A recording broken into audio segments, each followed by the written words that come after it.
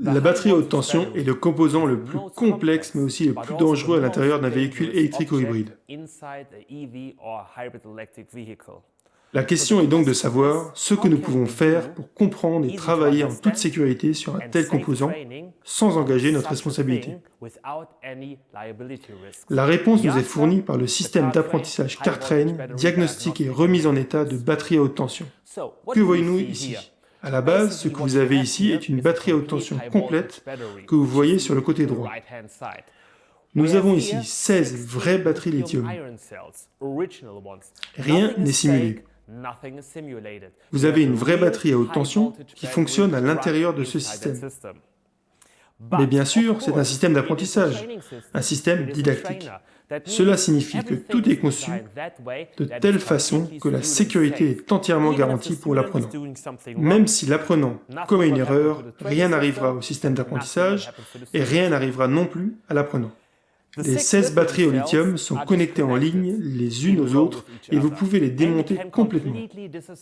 Cela veut dire que pour obtenir le plus haut niveau de qualification dans le cadre des différents programmes d'études dans le monde entier, le système d'apprentissage et le cours d'apprentissage interactif sont conformes au programme AC aux États-Unis, au programme allemand de la DGUV et au programme de l'IMI qui est reconnu au Royaume-Uni ou dans les autres pays comme Dubaï, l'Asie, etc. Comme je l'ai déjà dit, la batterie à haute tension peut être démontée complètement. Pourquoi est-ce si important? Nous le verrons plus tard quand nous réaliserons les différents diagnostics sur la batterie. Mais commençons par démarrer la voiture. Ce que nous voyons ici, c'est le groupe motopropulseur complet d'un véhicule électrique. Qu'allons-nous faire avec ce groupe motopropulseur? Tout d'abord, nous démarrons et amorçons un système à haute tension. Nous appuyons sur le bouton de freinage et ensuite sur le bouton d'allumage. Maintenant, le système démarre et comme nous le voyons ici, nous sommes prêts à partir. Ensuite, nous démarrons la simulation de conduite. Alors, que pouvons-nous faire ici? Nous pouvons simuler 5 situations de conduite différentes. Nous allons commencer par la conduite en montée. La conduite sur terrain plat, la conduite en roue libre, puis nous avons 2 modes où nous pouvons simuler la conduite en descente, où nous parlerons de régénération ou de récupération. Que voyons-nous encore? Si nous observons de plus près l'intérieur de la batterie à haute tension, nous devons utiliser notre testeur de diagnostic intégré à notre cours interactif d'apprentissage. Cela signifie donc qu'il s'agit d'une solution unique pour l'ensemble de la thématique concernant le travail sur les batteries à haute tension. Et, si cette solution est intégrée, c'est alors une unité de contrôle de diagnostic complète comme celle qu'utilisent les constructeurs automobiles. Voyons un peu. Nous démarrons les instruments, le testeur, et c'est parti. Nous avons ici le système de diagnostic complet. Mais avant d'aborder plus en détail le diagnostic, je mets mes lunettes de sécurité, sécurité avant tout, bien sûr. Voyons ce que nous pouvons faire ici. Nous passons maintenant au système à haute tension. Valeur du système, moniteur de tension des batteries, et ce que nous voyons ici sont les tensions des batteries individuelles en temps réel. Lorsque nous modifions quelque chose avec le simulateur de conduite, nous constatons directement une variation dans ce moniteur de batterie. Ainsi, par exemple, en ce moment même, nous conduisons dans une descente et nous effectuons une régénération. Nous voyons ici que l'énergie électrique circule maintenant dans la batterie à haute tension, et ce, bien sûr, des 2 côtés. Revenons maintenant au mode de roue libre. Que voyons-nous ici? 0. Qu'est-ce que cela veut dire? Qu'il n'y a pas d'énergie qui entre ou qui sort de la batterie à haute tension. C'est complètement différent lorsque nous roulons en montée, ce que nous pouvons voir par exemple dans ce mode. Nous constatons maintenant que dans ce cas, la batterie est fournie 4 ampères. La batterie à haute tension est donc chargée et elle se décharge. Le point le plus important est ici que, lorsque nous parlons de véhicules électriques et hybrides, et compte tenu de ce que nous avons vu auparavant lors de l'analyse de la batterie à haute tension, nous parlons dans ce cas d'un véhicule en bon état.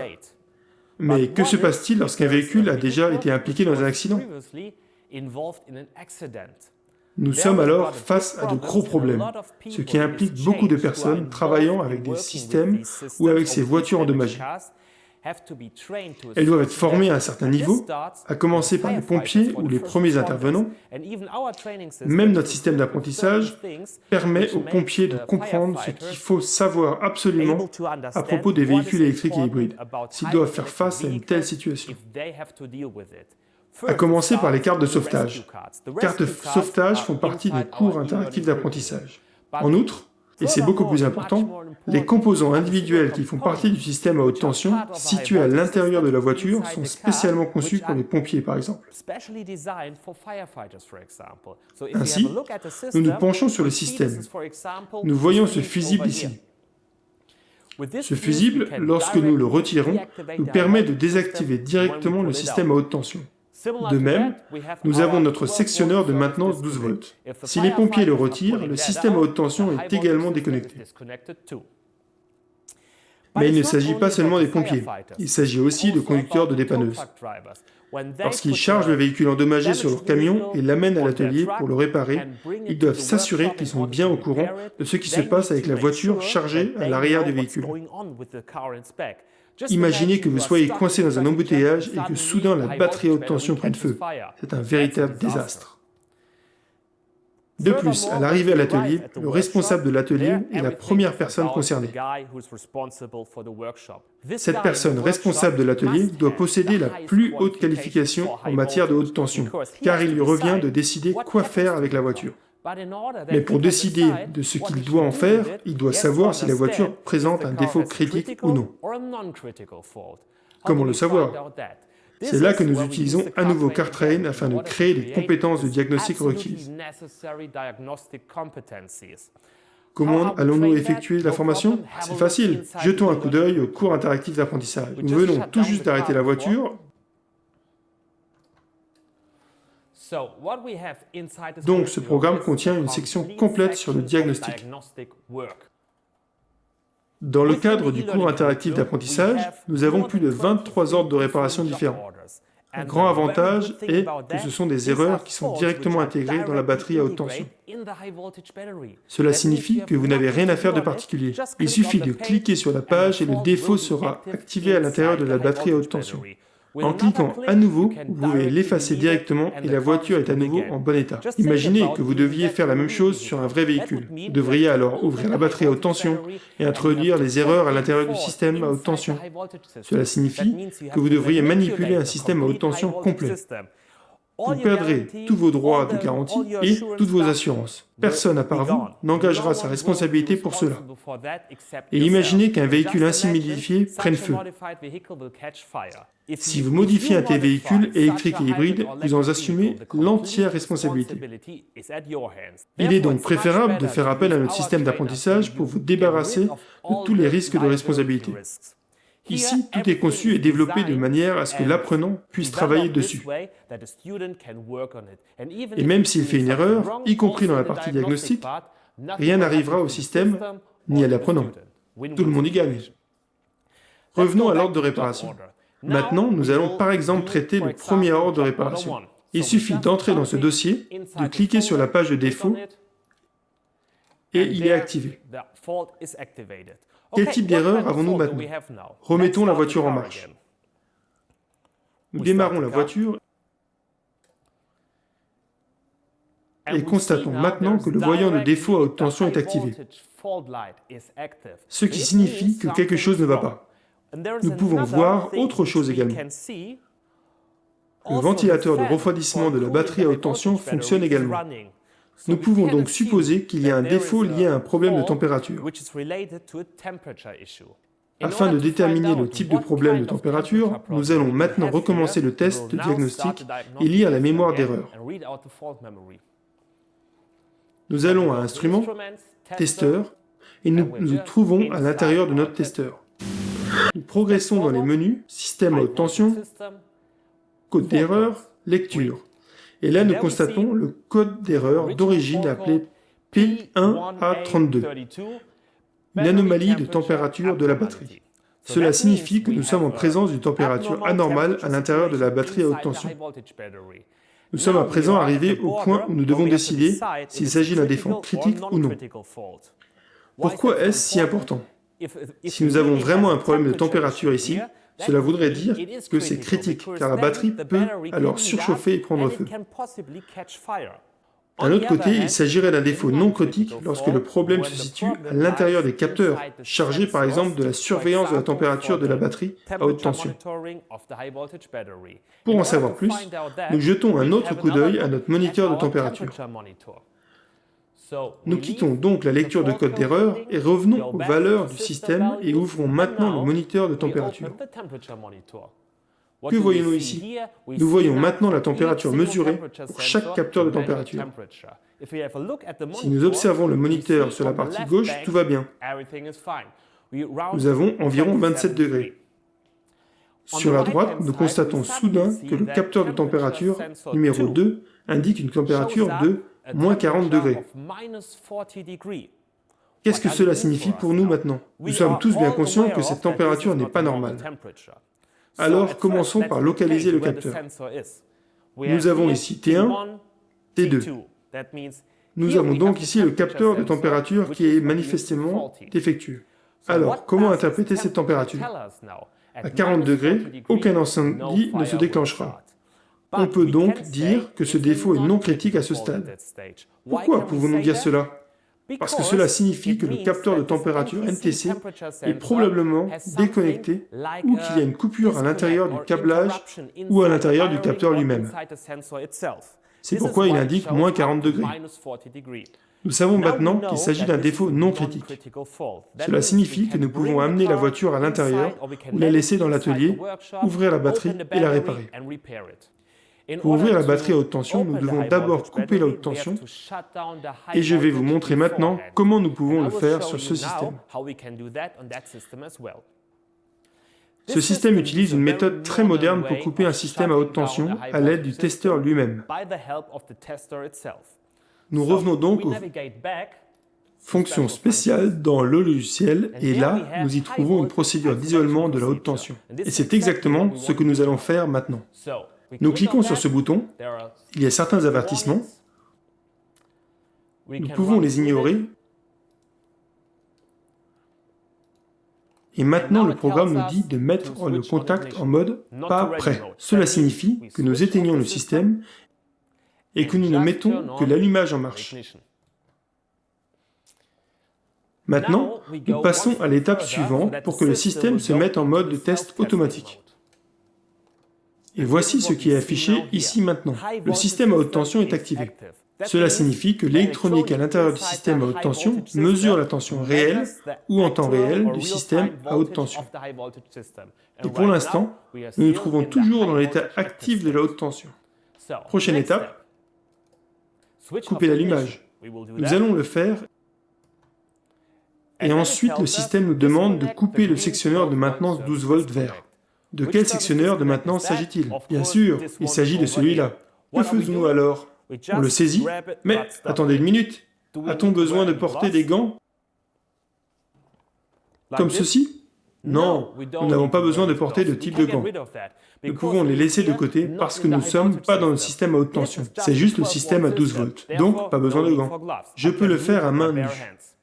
Il suffit d'aller ici, de l'ouvrir, et à présent, il est retiré, de sorte que le système à haute tension reçoit un signal pour se déconnecter. Et maintenant, il faut le sécuriser pour que personne d'autre ne puisse le remettre en service. C'est pour cela que nous utilisons ce cadenas. Nous l'insérons par le trou et nous verrouillons.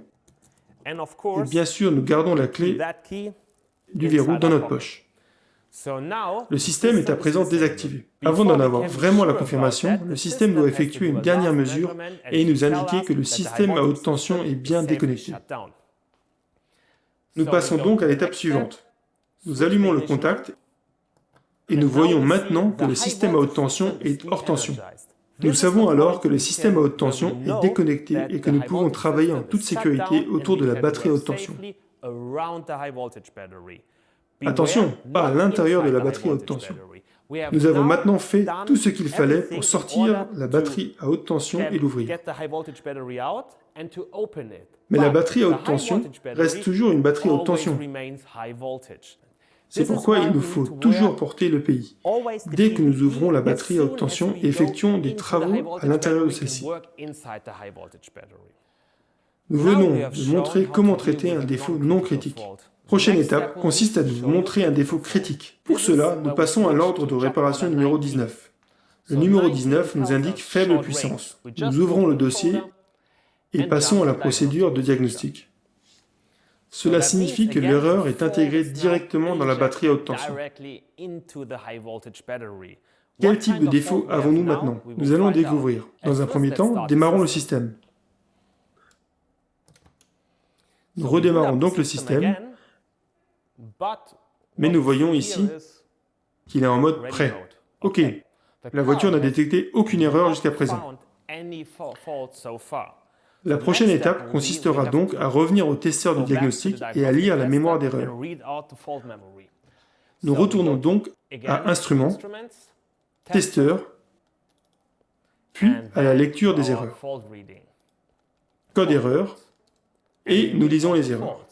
Mais même ici, il n'y a pas d'erreur. Qu'est-ce que cela signifie? Il est évident que nous avons une erreur qui n'est ou ne peut être détectée que pendant la conduite. Nous allons donc faire un essai de conduite.